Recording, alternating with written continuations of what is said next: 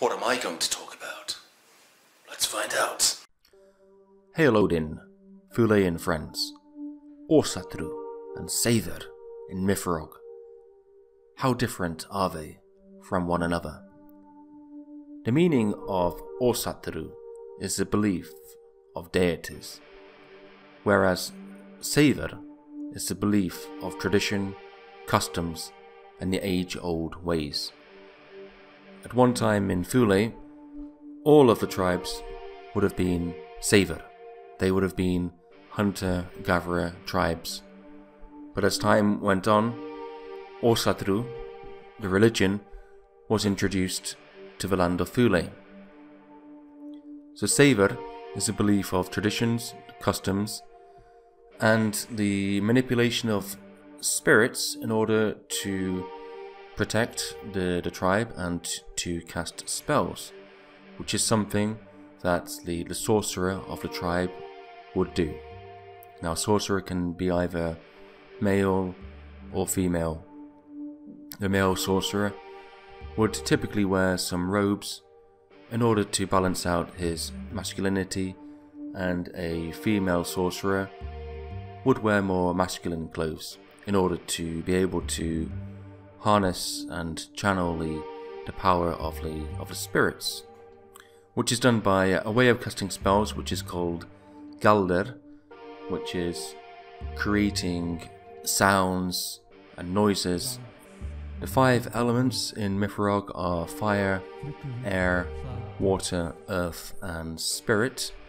So if you do play a sorcerer character in the game, then you would choose one of those, and depending on the element that you choose, then you'd have a different type of hat as well. Imagine like Gandalf, for example.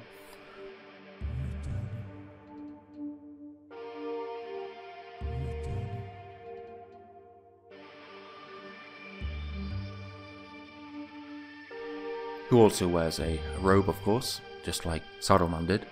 So then you would have a range of spells in accordance to your element of choice. It's important to remember that in MYFAROG, magic or spells, it works differently to a lot of other fantasy games. So there are no magic scrolls or books of magic.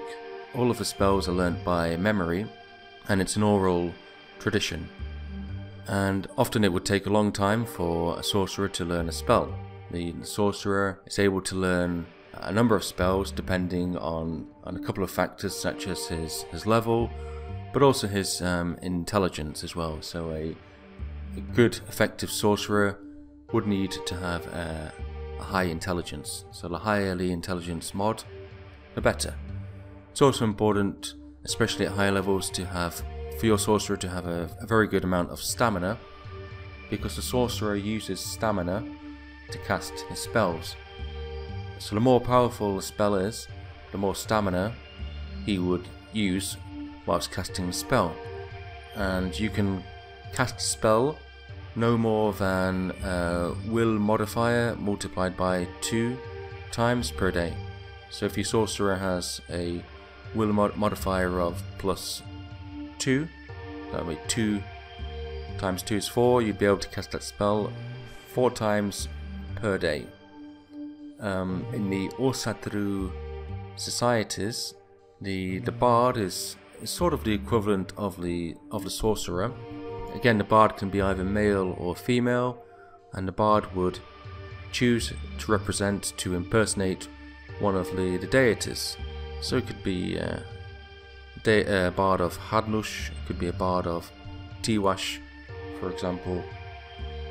And depending on the deity that you choose, the bard would have a special type of clothing which other Thuleans wouldn't have access to, and he would have access to a range of weapons, let's say.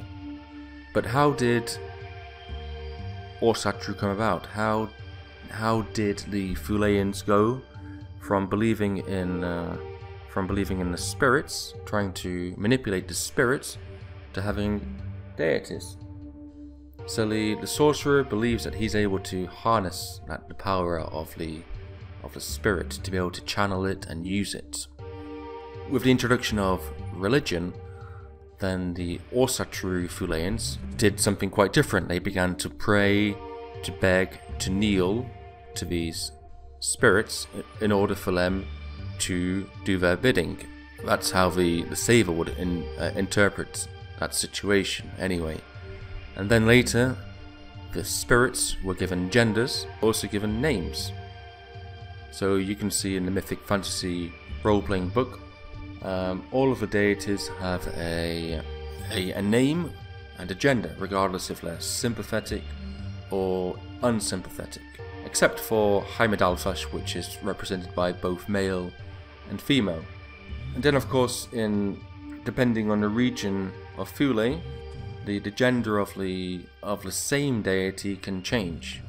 So I mean, if you look at European mythology, all of the deities are somehow connected to one another, regardless of where they are in Europe. However, the gender can change. But, you know, that's just something extra there. Now, if your character plays an Ásatrú character role, then you have access to character roles that the Seiðr players don't. For example, I've already mentioned a bard. You'd be able to play a Bacchante or a Maeonid. You'd be able to play a ranger, a berserk, or a valkyrie. Now, there are other character roles which you can play regardless of your life stance. Doesn't matter if you're Ásatrú or Seiðr, such as the warrior, civilians, stalkers, and tricksters. The Ásatrú character has to use favor points in order to cast spells, to ask the deities to cast the spell for him. So he needs to have the religious tradition skill.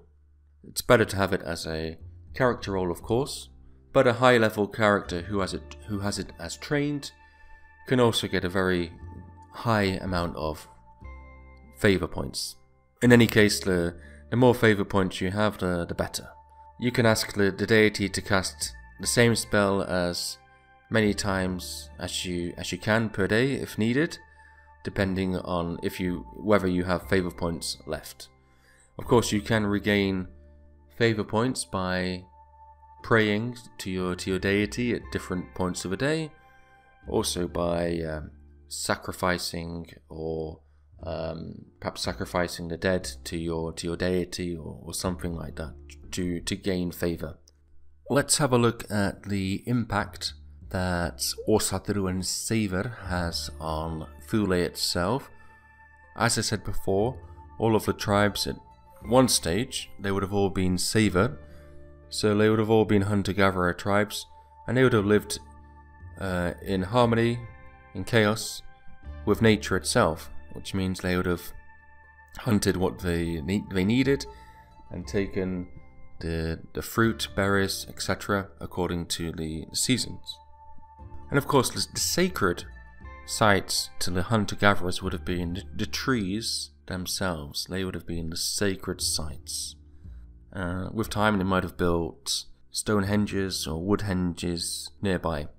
The region in Thule with the highest number of Seiðr tribes happens to be one called Scandinario, which we can look at as Scandinavia, and it's also represented by the Baltic countries as well.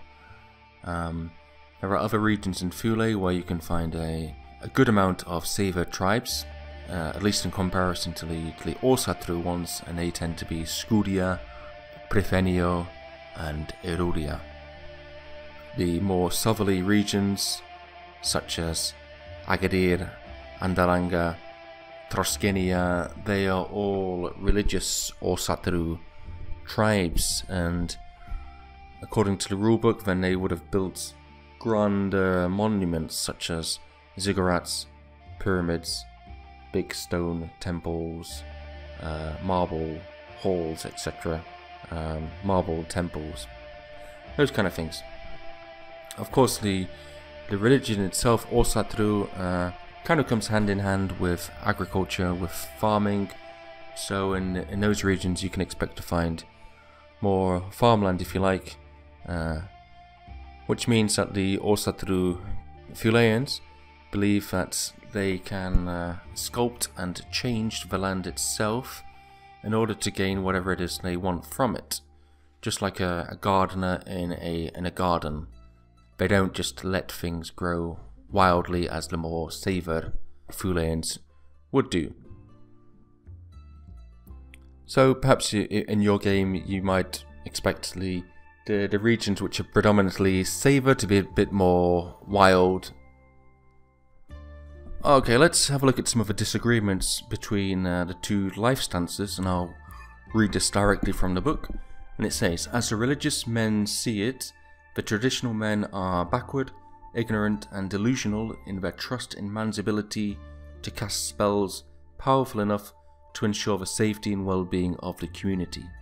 On the other hand, as the traditional men see it, the religious men have no faith in themselves or the age-old traditions, and are mere slaves to the will of the sometimes malevolent, or at least unpredictable spirits of nature, kneeling, bowing, and begging for help from the spirits, deities. They could have controlled themselves in the first place had they only really tried to. Very different approach to life between those two life stances. It doesn't necessarily mean that there'll be huge conflicts or wars, because there are always bound to be much bigger fish, or in this game at least ettins, to fry. You know, of course you have the marauding, despicable Arbis who are always up to no good. And then of course you have the Cometians. And the Cometians, of course, they're very crafty, they have a lot of guile, and they're no doubt the ones behind sending the Arbis to Thule in the first place. And then of course you do have the ettins themselves, and a whole range of mythological creatures which can cause your player characters harm, and a lot of fun as well. So yeah, you might, perhaps in the Ásatrú Fulaeans, they might be a little bit more. It's quite possible that the Cometians might corrupt some of the Fulaeans. I would say that the Ásatrú Fulaeans would be easier to corrupt, and they might try to turn the Fulaeans against each other.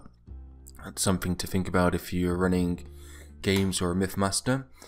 It's probably easier to corrupt the Ásatrú religious Fulaeans than the Seiðr ones, I would say. And that's also represented in the fact that there are more Cometians, according to the rulebook anyway, in the Ásatrú communities. That makes sense because the Cometians themselves are all Ásatrú. They can also pray to the sympathetic deities, but it's much harder for them. They would have to spend double the amount of favour points for the gods to pay any heed or to listen to them. So I hope you found this video useful, and until the next time, bye bye.